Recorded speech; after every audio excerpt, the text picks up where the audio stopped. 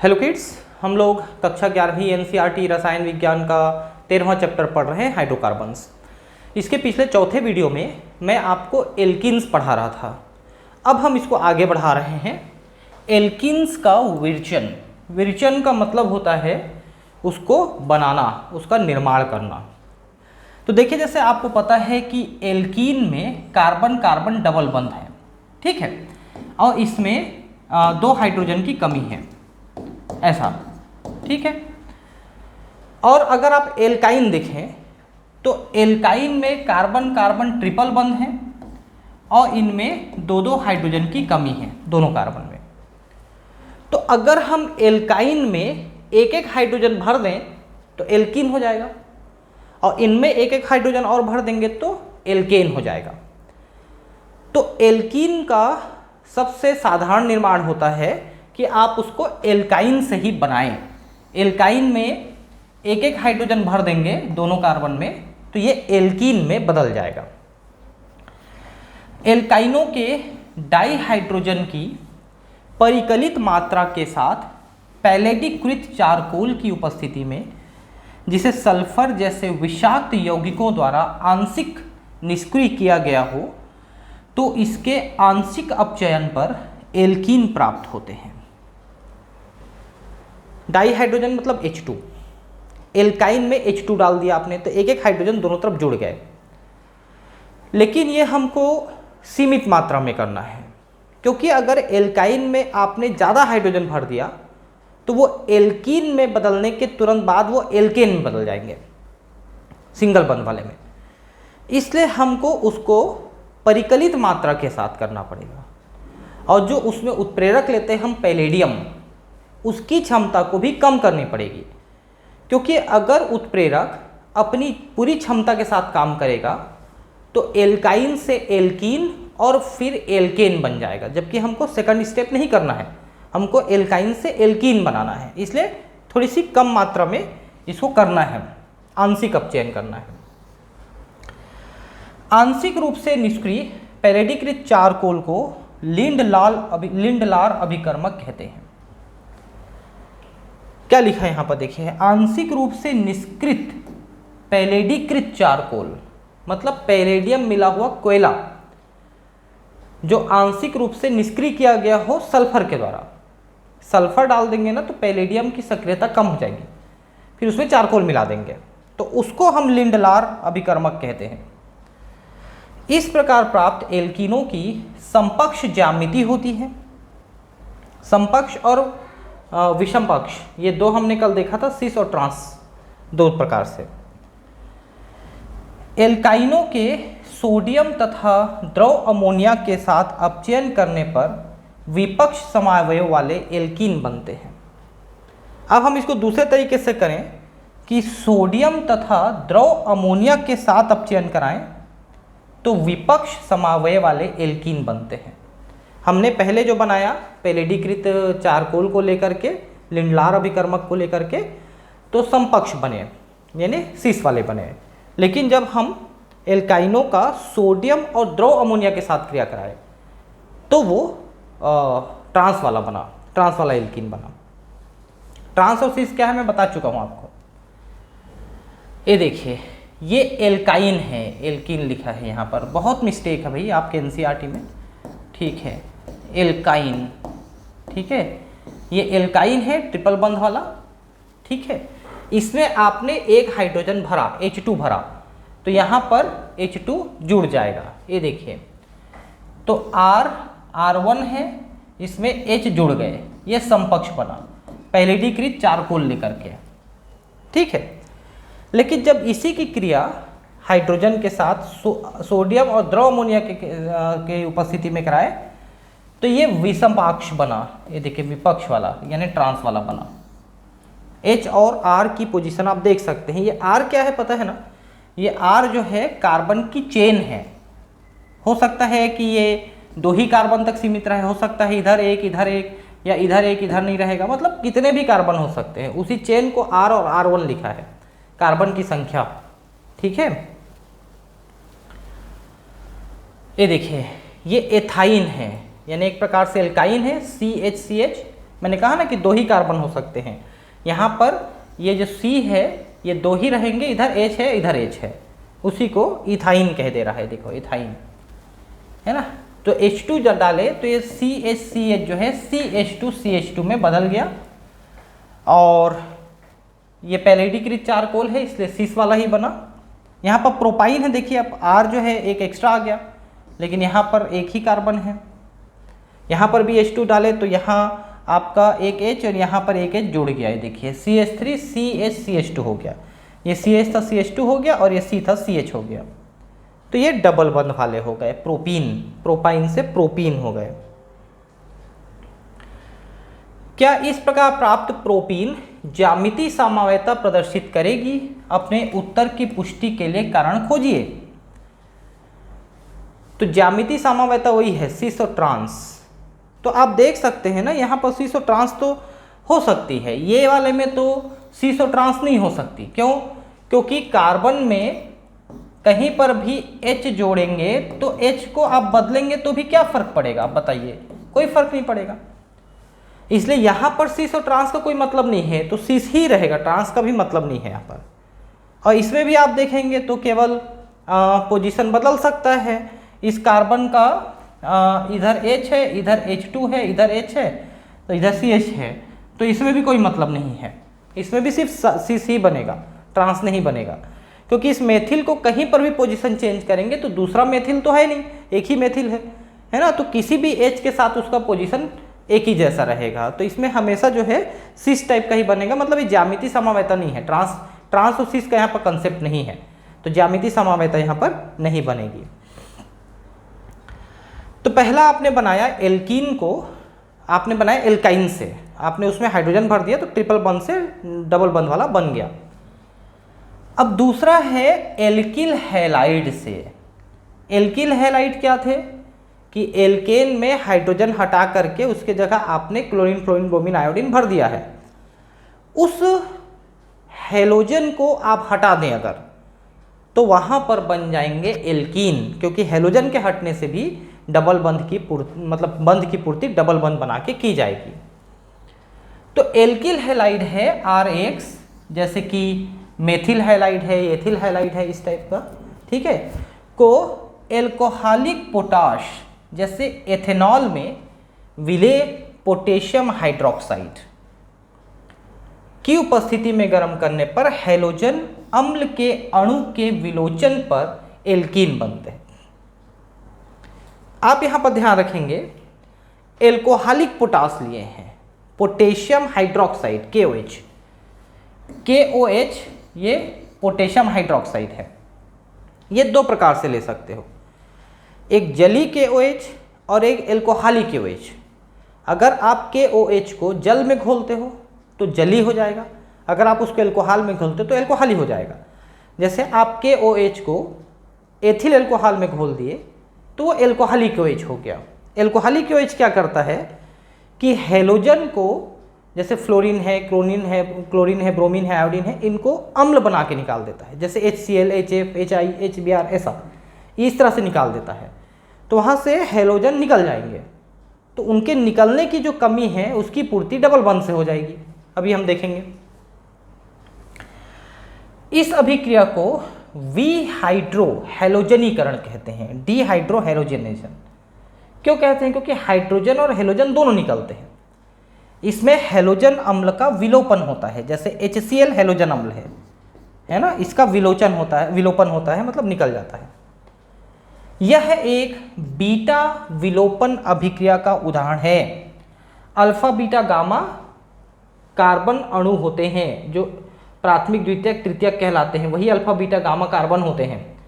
तो beta carbon से निकलते हैं ये, क्योंकि बीटा कार्बन परमाणु जिस कार्बन से हेलोजन परमाणु जुड़ा हो उसके अगले कार्बन परमाणु से हेलोजन का विलोपन होता है, ठीक है, हाइड्रोजन का विलोपन होता है। मतलब ये है कि हेलोजन जिस कार्बन से निकला उसके अगले कार्बन से हाइड्रोजन निकलेगा। मतलब HCl निकल रहा है ना, तो Cl एक कार्बन से और उसके बाजू वाले कार्बन से H निकलेगा, ऐसा कह रहा है ये देखिए यहां पर आप ध्यान समझिए। ये देखिए ये CH3 है और ये CH2Cl है, दोनों CH3 थे, उसमें X जुड़ गया इसलिए CH3 CH2Cl हो गया। ये देखिए ये X है ना, ये अल्फा कार्बन है, ये बीटा कार्बन है, तो X इसमें से निकलेगा, H इसमें से निकलेगा, है ना, एल्कोहलिक को H से।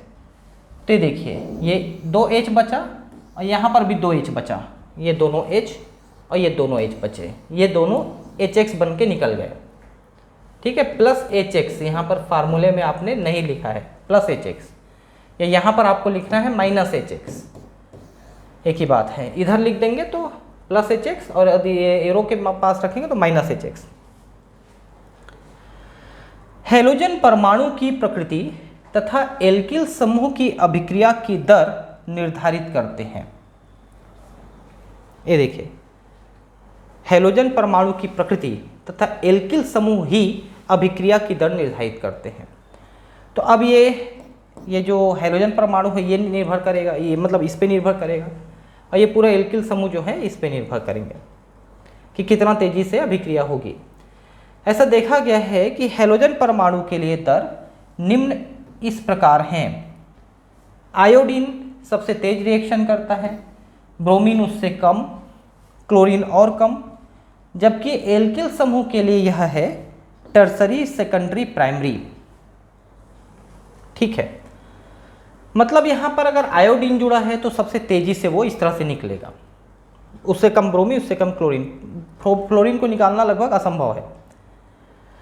और अगर ये प्राथमिक में जुड़ा है तो थोड़ा सा धीमे होगा, सेकेंडरी में जुड़ा है तो थोड़ा तेज होगा, टर्सरी में जुड़ा थोड़ा और तेज होगा। एक्स की बात कर रहा है, जैसे ये प्राइमरी पे जुड़ा है ये तो थोड़ा धीमे होगा। ऐसी अगर लंबी चेन रही तो सेकेंडरी टर्सरी में जुड़े रहेंगे तो ज़्यादा तेजी से क्रिया होगी। तो इस तरह से एल्किल हैलाइड से भी आप एल्कीन का निर्माण कर सकते हैं। अब नेक्स्ट है सन्निध डाई हैलाइडों से। डाई हैलाइड, ये देखिए ये CH2Br CH2Br है ना, मतलब CH3 था, ये CH3 में से एक H यहाँ एक H यहाँ हटा के एक Br डाल दिए तो डाई हैलाइड हुआ, डाई हैलाइड। इसमें से आप क्या करेंगे, अगर दोनों साइड से ब्रोमीन निकाल देते हैं तो ये CH2 बन जाएगा, देखिए है ना। यहाँ पर भी आप देखिए CH3 CHBr CH2Br है, यहाँ पर Br को हटा देंगे तो CH3 CH double bond CH2 ये बन जाएंगे और जिंक ब्रोमाइड अलग हो जाएगा। डाई हैलाइड जिनमें दो निकटवर्ती कार्बन परमाणुओं पर दो हैलोजन परमाणु उपस्थित हों सन्निध डाई हैलाइड कहलाते हैं।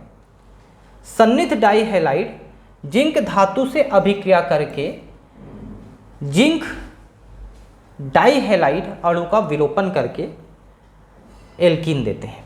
इस अभिक्रिया को विहैलोजनीकरण या विहैलोजनन कहते हैं।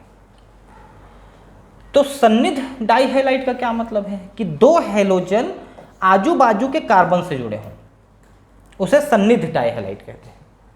क्योंकि दो हैलोजन यहां पर भी जुड़ सकते थे ना, जैसे CH3 CHBr2 हो सकता था, लेकिन ऐसा नहीं हो, दोनों Br अलग अलग कार्बन से जुड़े हैं, आजू बाजू के कार्बन से, तो आजू बाजू के कार्बन से जुड़े होने से सन्निध डाई हैलाइड है।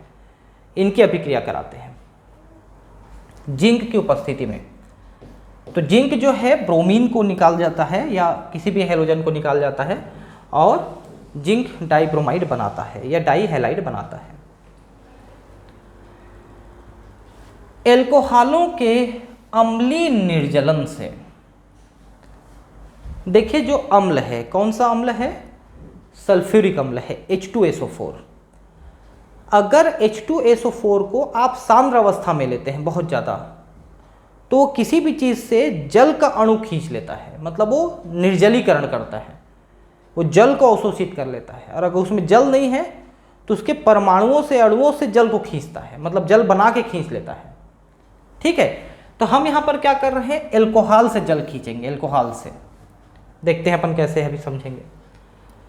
आपने 12वें चैप्टर में विभिन्न सजातीय श्रेणियों की नामकरण पद्धति का अध्ययन किया है। एल्कोहल एल्केन के हाइड्रोक्सी व्युत्पन्न होते हैं। एल्केन में OH जुड़ा है तो एल्कोहल है, इसे ROH कहते हैं। ये देखिए, जहां R और CnH2n+1 है, R के साथ जुड़ा हुआ, ये देखिए एल्केन है, एल्केन था क्या, CnH2n+2, +2 में से एक हाइड्रोजन निकला है तो उसके जगह OH जुड़ा है, ठीक है, वहां पर OH जोड़ेंगे। एल्कोहल को सांद्र सल्फ्यूरिक अम्ल, मैंने कहा ना सल्फ्यूरिक अम्ल के साथ क्रिया कराएंगे, सांद्र सल्फ्यूरिक अम्ल के साथ गर्म करने पर जल के एक अणु का विलोपन होता है, जल का एक अणु निकल जाता है, फलतः एल्कीन बनती हैं। चूंकि अम्ल की उपस्थिति में एल्कोहल अणु से जल का एक अणु विलोपित होता है, अतः इस अभिक्रिया को एल्कोहलों का अम्लीय निर्जरीकरण कहते हैं। यह बीटा विलोपन अभिक्रिया का उदाहरण है। बीटा विलोपन क्यों? क्योंकि यहाँ पर भी हाइड्रोजन जो है बीटा से निकलेगा और OH जो है अल्फा से निकलेगा। OH समूह बीटा कार्बन परमाणुओं से एक हाइड्रोजन परमाणु हटाता है ना। OH तो अल्फा में है ना, तो अल्फा से तो OH निकलेगा, लेकिन H जो है बीटा से निकलेगा। तो ये देखिए सांद्र सल्फ्यूरिक अम्ल आपने लिखा है और ये एल्कोहल है, इथेनॉल, CH3CH2OH। अब यहाँ से ये निकल जाएगा तो CH2CH2 बच जाएगा। ये देखिए CH2CH2 बचा वहाँ पर, H2SO4 की उपस्थिति में ये निकला है। अब गुणधर्म देखते हैं, एल्कीन के गुणधर्म, भौतिक गुणधर्म और रासायनिक गुणधर्म, क्यों किस तरह की क्रियाएं कर सकता है एल्कीन। तो पहला है भौतिक गुणधर्म। ध्रुवीय प्रकृति में अंतर के अलावा एल्कीन भौतिक गुणधर्मों में एल्केन से समानता दर्शाते हैं, मतलब गैस द्रव इस अवस्था में वो शुरुआत में मिलेंगे। प्रथम 3 सदस्य गैस हैं, अगले 14 सदस्य द्रव हैं और उनसे अधिक कार्बन संख्या वाली सदस्य ठोस होते हैं। मतलब 1 कार्बन 2 कार्बन 3 कार्बन, यानी सॉरी 1 कार्बन तो होता नहीं, 2 कार्बन मिनिमम है, तो 2 कार्बन 3 कार्बन और 4 कार्बन, यानी कि एथीन, प्रोपीन और ब्यूटीन, ये तीनों गैस हैं। फिर बाकी आगे के 14 ये होते हैं द्रव और उससे आगे वाले ठोस अवस्था में होते हैं। एथीन रंगहीन तथा हल्की मधुर सुगंध वाली गैस है। जैसे आपने एल्केन को देखा था कि वो गंधहीन गैस है ना, मीथेन, इथेन, प्रोपेन, ब्यूटेन, वो गंधहीन थे, लेकिन यहाँ पर हल्की सुगंध होती है, रंगहीन तथा सुगंधित होते हैं, ये हल्की मधुर सुगंध होती है। अन्य सभी एल्कीन रंगहीन, ये एथीन देखें ना, एथीन सुगंधित है। अन्य सभी एल्कीन रंगहीन तथा सुगंधित, जल में अविलेय, परंतु कार्बनिक विलायकों जैसे बेंजीन, पेट्रोलियम, ईथर में विलेय होती हैं। चूंकि ये कार्बनिक पदार्थ हैं तो कार्बनिक विलायकों में ही विलेय रहेंगे, क्योंकि जो जैसा है वैसे में ही विलेय होता है। अकार्बनिक वाले जल में और कार्बनिक वाले कार्बनिक विलायकों में विलेय होते हैं। आकार में वृद्धि होने के साथ साथ इसके क्वथनांक में क्रमागत वृद्धि होते जाती है, जिसमें प्रत्येक कार्बन समूह बढ़ने पर क्वथनांक में 20 से 30 केल्विन तक की वृद्धि हो जाती है। काफ़ी ज़्यादा वृद्धि है एक कार्बन बढ़ने से। एल्केनों के समान सीधी श्रृंखला वाले एल्कीनों का क्वथनांक समावयी शाखी श्रृंखला वाले एल्कीनों की तुलना में उच्च होते हैं। इसके बारे में कई बार बताए हम कि सीधी श्रृंखला में ज़्यादा क्वथनांक और ब्रांच वाले में कम क्वथनांक होती है।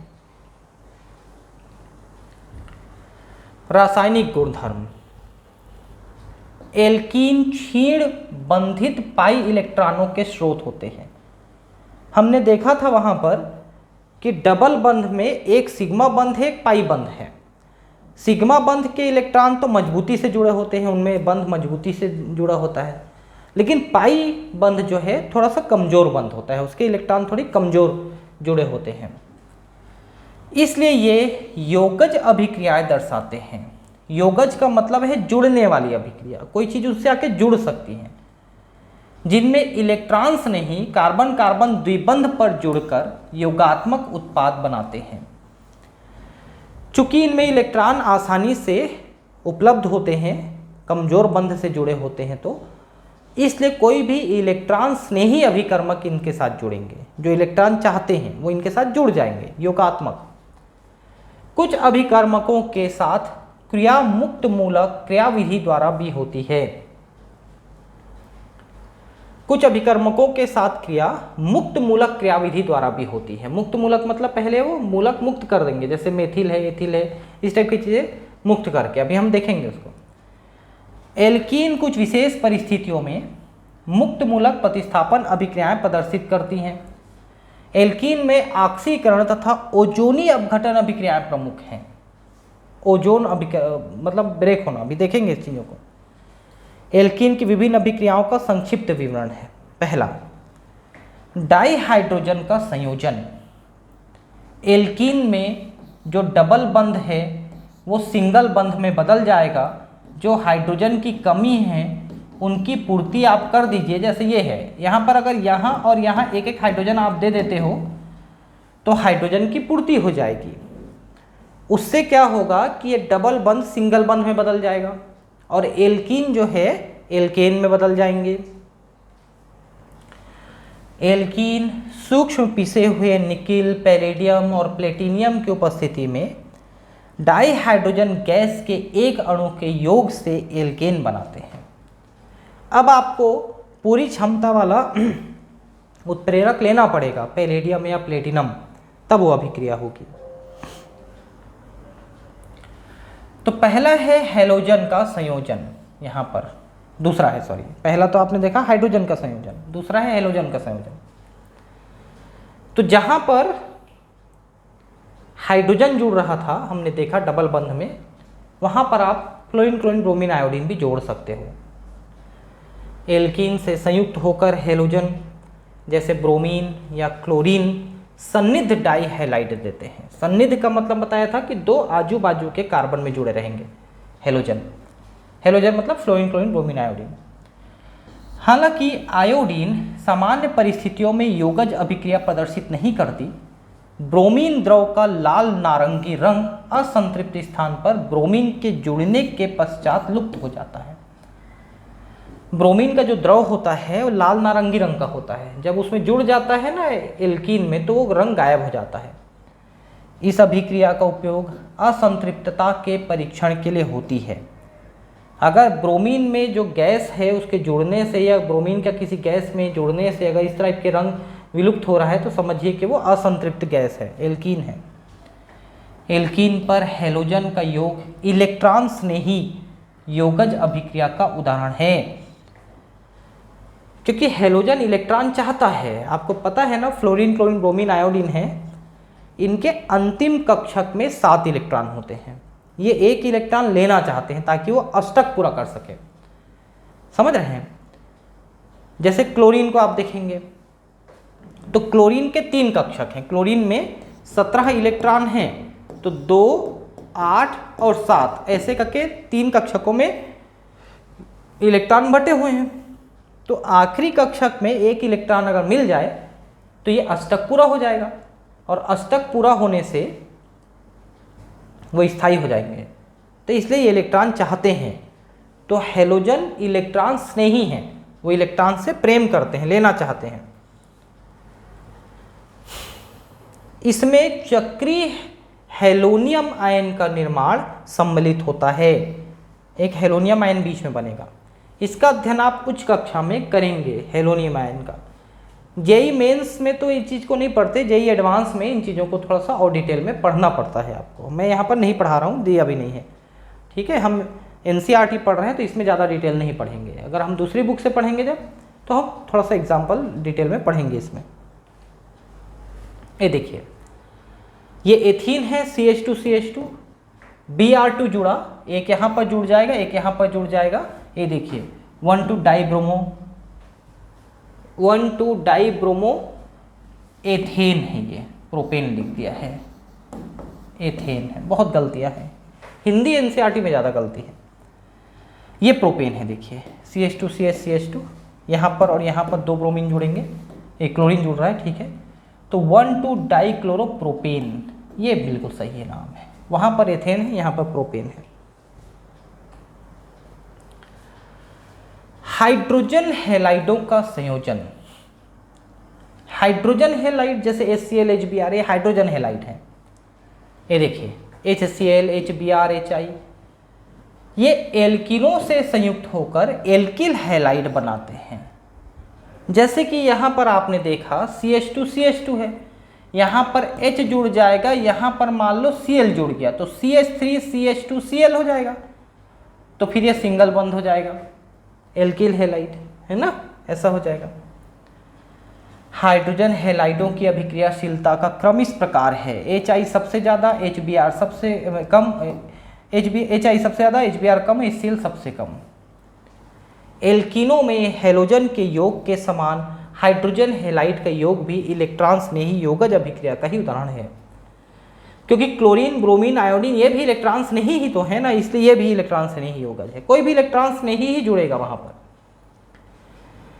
इसे हम सम्मित तथा असम्मित एल्किनों की योगज अभिक्रियाओं से स्पष्ट करेंगे। सम्मित एल्किनों में HBr की योगज अभिक्रिया, सम्मित एल्किनों में जब द्विआबंध पर समान समूह जुड़े हों, HBr की योगज अभिक्रियाएं इलेक्ट्रॉन स्नेही योगज क्रियाविधि से संपन्न होती हैं।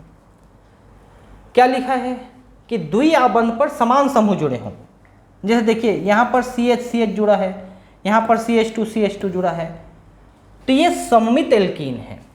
असम्मित एल्कीन कौन सा हो सकता है, यहाँ पर देखिए ये असम्मित एल्कीन है, क्योंकि यहाँ पर डबल बंध के दोनों ओर अलग अलग चीज़ें जुड़े हैं, एक में CH जुड़ा है, एक में CH2 जुड़ा है, तो ये असम्मित हुआ। जबकि ये CH2 दोनों जुड़े हैं तो सम्मित हुआ। तो ये सम्मित वाले में जुड़ेंगे, ये देखिए सम्मित वाले में जब HBr जोड़ेंगे तो एक H यहाँ, एक Br यहाँ, ये देखिए CH3CH2Br, ये देखिए CH3CH2Br CH3, ये देखिए ये CHBr यहाँ पर आ गया। असम्मित एल्कीनों पर HBr का योगज, ये देखिए असम्मित एल्कीन, ये अलग हो गया, देखिए यहाँ पर दोनों में CH2 होता तो सम्मित होता।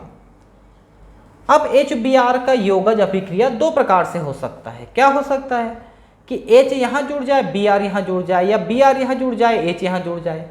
ये देखिए इसमें Br यहाँ पर जुड़ा है, H यहाँ पर जुड़ा है, इसमें H यहाँ पर जुड़ा है, Br यहाँ पर जुड़ा है। तो 2 अलग अलग तरीके से जुड़ सकता है। क्या क्या, यहाँ पर H, यहाँ पर Br, या यहाँ पर Br, यहाँ पर H। तो 2 ब्रोमोप्रोपेन और 1 ब्रोमोप्रोपेन, ये 2 प्रकार से बनेंगे यहाँ पर, आप समझ सकते होंगे इसको, ठीक है, 2 प्रकार से बन रहे हैं। रूसी रसायनविद मार्कोनिकॉफ ने 1869 में इन अभिक्रियाओं का व्यापक अध्ययन करने के पश्चात एक नियम प्रतिपादित किया, जिसे मार्कोनिकॉफ का नियम कहते हैं। इस नियम के अनुसार योज्य वह अभिकर्मक जिसका संकलन हो रहा है, मतलब जो जुड़ रहा है, का अधिक ऋणात्मक भाग उस कार्बन पर संयुक्त होता है जिस पर हाइड्रोजन परमाणुओं की संख्या कम हो। ठीक है,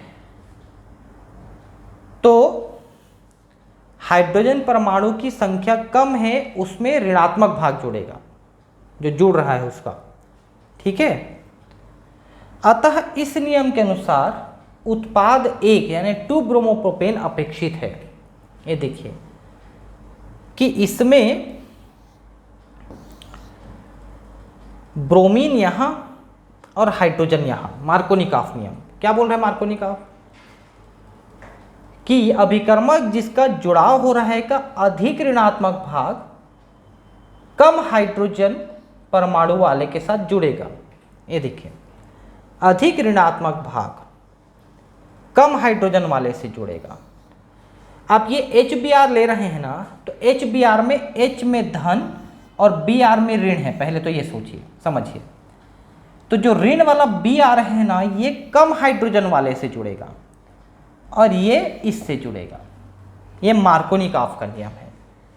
तो Br इस कम हाइड्रोजन वाले से जुड़ेगा, इसलिए 2Br वाला यहाँ पर 2 ब्रोमोप्रोपेन ज़्यादा बनेगा, ऐसा मार्कोनिकॉफ कह रहा है। वास्तविक व्यवहार में यह अभिक्रिया का मुख्य उत्पाद है, सही बात है। अतः मार्कोनिकॉफ नियम के व्यापकीकरण को अभिक्रिया की क्रियाविधि से अच्छी तरह समझा जा सकता है। क्रियाविधि क्या है? तो अभी मैंने क्रियाविधि आपको बताई, वही दोबारा बता रहा है। देखिए, HBr इलेक्ट्रॉन से नहीं हाइड्रोजन प्लस देता है। मैंने अभी बता दिया था कि HBr में जो है H प्लस है और Br माइनस है। वही चीज़ अभी थोड़ा सा अलग टाइप से बताएगा ना, सेम चीज को। H आयन प्लस है जो द्विआबंध पर आक्रमण करके नीचे दिए गए कार्ब धन आयन बनाता है। ये देखिए, आपने ये लिया अभिकर्मक है ना, उसके मतलब ये लिया आपने पदार्थ जो ये एल्कीन है। एल्कीन में HBr जोड़े तो HBr का H आयन यहाँ पर जुड़ गया। किसमें जुड़ा? इसमें जुड़ा। इसमें जुड़ा तो टोटल इसमें धन आयन आ गया। इस पूरी प्रक्रिया में ये जो H है ना यहाँ पर जुड़ गया, पहले यहाँ पर जुड़ा तो इस पूरे में प्लस चार्ज आ गया, तो इसको कार्ब धन आयन कहेंगे।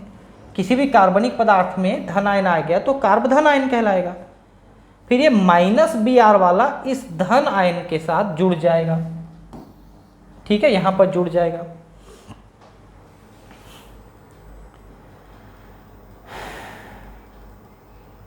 अब यहां पर एक चीज ध्यान देंगे, ये यहां पर जुड़ेगा, सॉरी है, क्योंकि ये शिफ्ट हो जाएगा ना। ये देखिए, ये H आयन कहां पर जुड़ सकता है? तो H आयन जुड़ेगा जब यहीं पर जुड़ेगा पहले तो CH2 और CH2 धन आयन बन सकता है, या CH3 में ये धन आयन बनेगा। तो ये वाला ज़्यादा संभव है और Br फिर इसके साथ जुड़ जाएगा। दो तरह से जुड़ सकता है। यहाँ का कम स्थायी प्राथमिक धन आयन है, जबकि ख अधिक स्थायी द्वितीयक धन आयन है। ये कम स्थायी है, ये ज़्यादा स्थायी है। दो धन आयन यहाँ पर बनेंगे और यहाँ पर प्लस चार्ज बना अधिक स्थायी, तो फिर Br यहीं पर आके जुड़ जाएगा क्योंकि उसमें माइनस चार्ज है। पहला, द्वितीयक धन आयन कार्ब धन आयन ख प्राथमिक का की तुलना में अधिक स्थायी होता है, तथा द्वितीयक कार्ब धन आयन प्रधान रूप से बनेगा क्योंकि यह शीघ्र निर्मित होता है। दूसरा, कार्ब धन आयन ख में ब्रोमीन के आक्रमण से उत्पाद इस प्रकार बनता है। ये देखिए, अब ब्रोमीन इसी धन पे अभिक्रिया करेगा और Br उसके साथ जुड़ गया तो 2 ब्रोमोप्रोपेन बन गया। लंबा चौड़ा बताया है मैंने आपको, एक शब्द में बता दिया था कि HBr में ये जो H आयन है वो कम वाले के साथ जुड़ेगा और Br कम वाले के साथ जुड़ेगा और H आयन ज़्यादा वाले के साथ जुड़ेगा, पहले ही बता चुका मैं आपको। तो ये मार्कोनिकॉफ नियम है। अब एंटी मार्कोनिकॉफ भी होता है, एक एंटी मार्कोनिकॉफ, उसको भी समझते हैं। ये देखिए, प्रति मार्कोनिकॉफ योगज अभिक्रिया अथवा पेरोक्साइड प्रभाव अथवा खैराश प्रभाव, खैराश, ये सब साइंटिस्ट के नाम है ना। मार्कोनिकॉफ है, खैराश है, ये साइंटिस्ट के नाम है। तो अभी आपने क्या किया कि आपने जब HBr डाला तो Br कम वाले के साथ और H अधिक वाले के साथ जुड़ा हुआ है, ये मार्कोनिकॉफ नियम है। लेकिन अगर पेरोक्साइड उपस्थित कर दो, पेरोक्साइड जैसे H2O2 एक पेरोक्साइड है, ठीक है, तो फिर उल्टा हो जाएगा, ये प्रक्रिया उल्टा हो जाएगा, ये यहाँ और ये यहाँ जुड़ेगा। पेरोक्साइड की उपस्थिति में असम्मित एल्किनो जैसे प्रोपीन से HBr का संयोजन प्रति मार्कोनिकॉफ नियम से होता है। ऐसा केवल HBr के साथ होता है, इसको भी थोड़ा ध्यान रखेंगे। HCl HI इनके साथ प्रति मार्कोनिकॉफ नहीं होता, HCl HI के साथ नहीं। इस योगज अभिक्रिया का अध्ययन M.S. खराश तथा F.R. मेयो द्वारा सन 1933 में शिकागो विश्वविद्यालय में किया गया था, अमेरिका। अतः इस अभिक्रिया को पेरोक्साइड या खराश प्रभाव, ये देखिए खराश, ये साइंटिस्ट का नाम, या योगज अभिक्रिया का प्रति मार्कोनिकॉफ नियम कहते हैं। उल्टा हो जाएगा यहाँ पर। ये देखिए CH3CH HBr है। अगर आप ये पेरोक्साइड, ये ऑर्गेनिक पेरोक्साइड लिया है, H2A2 इनऑर्गेनिक होता है, ये जो है ऑर्गेनिक वाला है, ठीक है, ये पेरोक्साइड है। ये फेनिल कार्बोनियम पेरोक्साइड है। तो ये Br यहाँ पर जुड़ता था, उसकी जगह यहाँ पर जुड़ेगा। ये देखिए उल्टा जुड़ गया, 2 ब्रोमोप्रोपेन, सॉरी 1 ब्रोमोप्रोपेन होगा, ये नाम गलत लिखा है, ठीक है, ये होना चाहिए, ये नाम होना चाहिए 1 ब्रोमोप्रोपेन, ये नाम गलत है। पेरोक्साइड प्रभाव मुक्त मूलक श्रृंखला क्रियाविधि द्वारा होता है, जिसकी क्रियाविधि नीचे दी गई है। ये देखिए बेंजाइल पेरोक्साइड, इसका पूरा नाम, ये बेंजाइल पेरोक्साइड है। ये देखिए इतना लंबा चौड़ा है ना, O2 है इसलिए पेरोक्साइड है। समांशन, समांशन का मतलब होता है बीच से टूटना, तो बीच से टूट जाएगा ऐसे करके। तो C6H5COO, ये देखिए C6H5COO 2 पीस में बने आपको, ठीक है। अब इसमें से ये CO2 अलग हो जाएगा, ये देखिए ये CO2 अलग हो गया, तो C6H5 बचा। ये देखिए C6H5 ये मुक्त मूलक हुआ। मुक्त मूलक जिसमें एक कोई भी एक हाइड्रोजन वगैरह की कमी हो उसे मुक्त मूलक कहेंगे। और किसी के साथ भी जोड़ने के लिए फ्री रेडिकल बोलते हैं इसी को, ये बहुत तैयार रहता है फ्री रेडिकल। ऐसा कहा जाता है ना कि हमारे शरीर में भी, हमारी कोशिकाओं में भी जो बुढ़ापा आता है वो फ्री रेडिकल के कारण से आता है। तो हमारी कोशिकाओं में जो फ्री रेडिकल बनते हैं ना, वो कोशिकांगों के उनके जो केमिकल्स होते हैं उनके साथ जुड़ के उनको इनेक्टिव करते चले जाते हैं, इसलिए हमारी कोशिकाएं जल्दी जल्दी बूढ़ी होकर मरने लगती हैं। अगर हम उन्हीं फ्री रेडिकल को बनने से रोकें या उसको दूसरी जगह एंगेज कर दें तो कोशिकाएं और शरीर ज़्यादा दिन तक जवान बने रहते हैं। इसलिए जो नशा करते हैं ना, नशा, उनके कोशिकाओं में शरीर में ज़्यादा फ्री रेडिकल बनते हैं, इसलिए वो जल्दी बूढ़े होते हैं, ठीक है। तो ये फ्री रेडिकल बना C6H5। ये देखिए अब C6H5 में HBr की क्रिया कराओगे तो ये सीधा सीधा यहाँ पर जुड़ गया, C6H6 बना और Br बना, है ना। वैसे ही CH3CH2 है, इसमें ये ब्रोमीन है ना, ये ब्रोमीन मुक्त मूलक हो गया।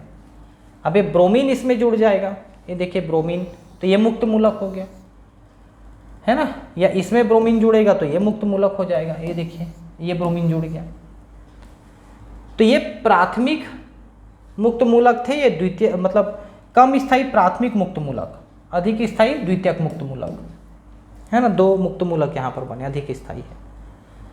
तो अधिक स्थायी वाले को लेंगे CH3CH2Br। ये यहाँ पर एक हाइड्रोजन की कमी है ना। जब इसमें HBr जोड़ते हो तो ये देखिए यहाँ पर CH के जगह CH2 आ गया और ब्रोमीन फिर से एक मुक्त मूलक आपको प्राप्त हो गया, ऐसे ही। अब ये आगे की क्रिया करा देगा सेम टू सेम, ठीक है। ये देखिए CH3CH2 है, HBr जोड़ा तो वहाँ पर ब्रोमीन मुक्त मूलक बन गया। तो कहीं ना कहीं एक मुक्त मूलक बनते जा रहा है लगातार, इसी कारण से ये प्रक्रिया आगे बढ़ रही है। उपरोक्त क्रिया 3 से प्राप्त, ये देखिए ये 3 नंबर से प्राप्त मुक्त मूलक, ठीक है। द्वितीयक मुक्त मूलक प्राथमिक मुक्त मूलक के तुलना में अधिक स्थायी होता है, ये इसकी बात कर रहा है। ये द्वितीयक मुक्त मूलक है, ये प्राथमिक मुक्त मूलक है, इसमें अधिक स्थायी द्वितीयक वाला है। द्वितीयक कार्बन परमाणु में मुक्त मूलक बना है, वो अधिक स्थायी है, जिसके कारण 1 ब्रोमोप्रोपेन मुख्य उत्पाद के रूप में प्राप्त होता है। यह ध्यान रखने योग्य बात है कि पेरोक्साइड प्रभाव HCl तथा HI के संकलन में प्रदर्शित नहीं होता है। HCl तथा HI के संकलन में प्रदर्शित नहीं होता, ये HBr में ही काम करेगा। एंटी मार्कोनिकॉफ है ना, मार्कोनिकॉफ तो आपने देखा, ये एंटी मार्कोनिकॉफ है ना, ये सिर्फ HBr प्रदर्शित करता है। यह इस तथ्य पर आधारित है कि HCl का आबंधन 430.5 किलो जूल पर मोल, HBr के आबंधन 363.7 किलो जूल मोल की तुलना में प्रबल होता है। HCl HI में ये जो आबंधन ऊर्जा है ये ज़्यादा होती है, इसलिए टूट नहीं पाते। HBr का आसानी से टूट जाता है।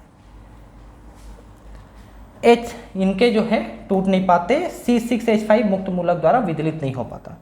यद्यपि HI का कम होता है, परंतु आयोडीन मुक्त मूलक द्विआबंध पर जोड़ने के बजाय आपस में संयुक्त होकर आयोडीन ही बना लेते हैं, तो ये भी काम नहीं करता। भले ही कमजोर बंध है, आयोडीन मुक्त होता है, लेकिन दो आयोडीन ही आपस में जुड़ जाते हैं तो I2 बन जाता है।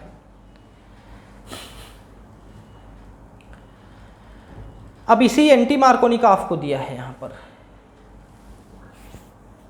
मार्कोनिकॉफ एंटी मार्कोनिकॉफ दोनों को, है ना। हेक्स 1-इन की HBr के साथ संकलन अभिक्रिया से प्राप्त उत्पादों के IUPAC नाम दीजिए। पहला पेरोक्साइड की अनुपस्थिति में यानी मार्कोनिकॉफ, और दूसरा पेरोक्साइड की उपस्थिति में यानी मार्कोनिकॉफ। तो पहला एंटी मार्कोनिकॉफ अपन पढ़ लेते हैं, हेक्स 1-इन कर लेते हैं। चलो, ये 6 कार्बन वाला है, ये देखिए ये पूरा ऐसे पहले पे डबल बंद है। इसमें HBr जोड़ेंगे तो Br यहाँ जुड़ जाएगा और H यहाँ पर जुड़ जाएगा, तो ये हो जाएगा CH3CHBr, तो 2 ब्रोमो एथेन हो जाएगा, 2 ब्रोमो हेक्सेन हो जाएगा, हेक्सेन, 2 ब्रोमो हेक्सेन पेरोक्साइड की अनुपस्थिति में। अब पेरोक्साइड की उपस्थिति में उल्टा हो जाएगा, ठीक है, ये 1 ब्रोमो हो जाएगा, 1 ब्रोमो हेक्सेन हो जाएगा। ये देखिए पेरोक्साइड की उपस्थिति में 1 ब्रोमो हो गया। बस यही पूछा है आपको, इसमें और ज़्यादा कुछ नहीं दिया है। अब नेक्स्ट अभिक्रिया है इसमें सल्फ्यूरिक अम्ल का संयोजन। ये देखिए ये H2SO4 है, इसका संयोजन कैसे होगा इसको देखना है। तो एल्कीनों की ठंडे सांद्र सल्फ्यूरिक अम्ल से क्रिया कराने पर मार्कोनिकॉफ नियम के अनुसार होती है। इसे इलेक्ट्रॉन से नहीं होगा, जब अभिक्रिया द्वारा हाइड्रोजन सल्फेट बनते हैं। देखिए CH2 है, ये सल्फ्यूरिक अम्ल की अभिक्रिया कराया आपने, तो सल्फ्यूरिक अम्ल से क्या क्या जुड़ा, तो OSO2OH ये जुड़ा, यानी कि OSO2OH इतना जुड़ा।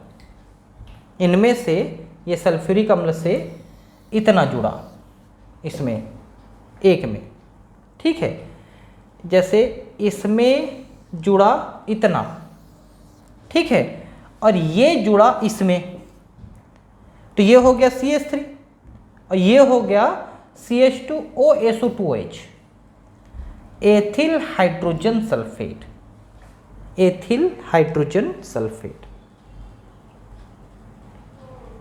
ठीक है। उसी को C3H5 HSO4 भी लिख सकते हैं। ये देखिए यहाँ पर भी आप देख सकते हैं CH3 CH2 है, तो यहाँ पर एक H जुड़ जाएगा, नहीं यहाँ H यहाँ पर जुड़ेगा, मार्कोनिकॉफ नियम चल रहा है, तो H यहाँ पर जुड़ेगा और OSO2OH यहाँ पर जुड़ेगा। ये देखिए OSO2OH यहाँ पर जुड़ेगा, तो प्रोपिल हाइड्रोजन सल्फेट बना। यहाँ पर भी थोड़ा सा लिखने में हाइड्रोफन लिख दिया है ना, हाइड्रोजन है, ध्यान रखेंगे, बहुत गलतियाँ हैं। लेकिन एनसीईआरटी का जो बेसिक कंसेप्ट है ना वो ज़बरदस्त है। एनसीईआरटी में सब कुछ दिया है, बशर्ते कि आप पढ़ना जाने और समझना समझें उसको, ठीक है ना। तो एनसीईआरटी बहुत अच्छी बुक है, और नहीं समझ पाएंगे तो एनसीईआरटी से कुछ भी समझ में नहीं आएगा, फिर आपको दूसरी बुक से पढ़ना पड़ेगा। जल का संयोजन, एल्कीन सांद्र सल्फ्यूरिक अम्ल की कुछ बूंदों की उपस्थिति में जल के साथ मार्कोनिकॉफ नियमानुसार अभिक्रिया करके अल्कोहल बनाते हैं। तो HOH है, तो ये जुड़ेंगे, OH जो है इसमें जुड़ेगा और H इसमें जुड़ेगा, तो CH3COH CH3 ऐसा हो जाएगा। देखो CH3C CH3OH CH3 2 methyl propane 2 all, नाम हो जाएगा मार्कोनी का। ऑक्सीकरण, एल्कीन ठंडे तनु जली पोटेशियम पर मैग्नेट, ये देखिए तनु पोटेशियम पर मैग्नेट KMnO4 पोटास कहते हैं इसको भी, जिसका विलयन बेयर अभिकर्मक के साथ अभिक्रिया करके सन्निध ग्लाइकॉल बनाती है। पोटेशियम पर मैग्नेट विलयन का विरंजीकरण असंतृप्तता का परीक्षण है।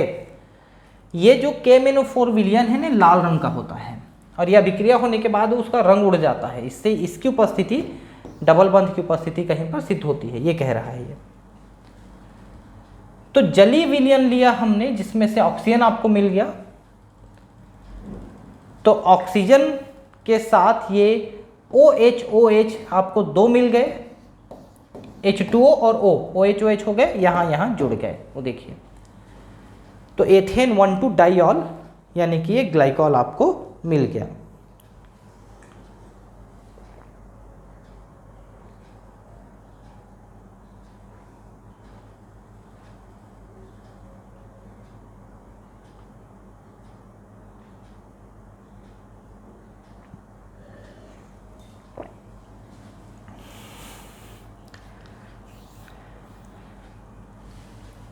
यहाँ पर उदाहरण आप एक और देख सकते हैं, CH3 CH2 H2O plus O, तो ये OH हो गए, तो इन दोनों जगहों पे OH जुड़ गए, ये देखिए OH जुड़ गया, प्रोपेन 1,2 डाइऑल।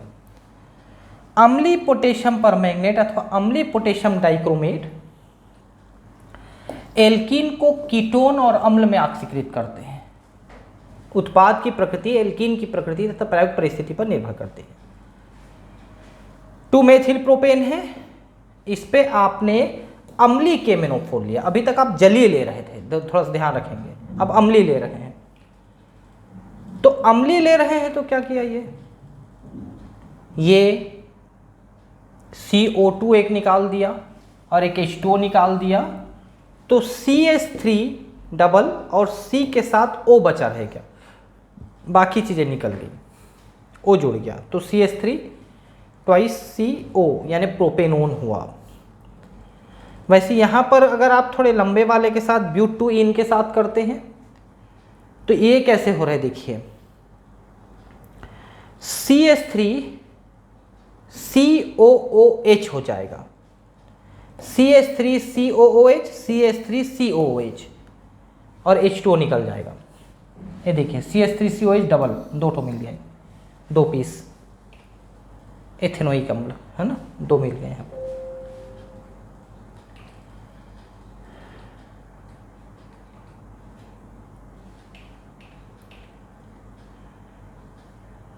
ठीक है, अब ये बाकी अभिक्रिया हम नेक्स्ट क्लास में पढ़ते हैं ना, अगले क्लास में मिलते हैं। Thank you, bye.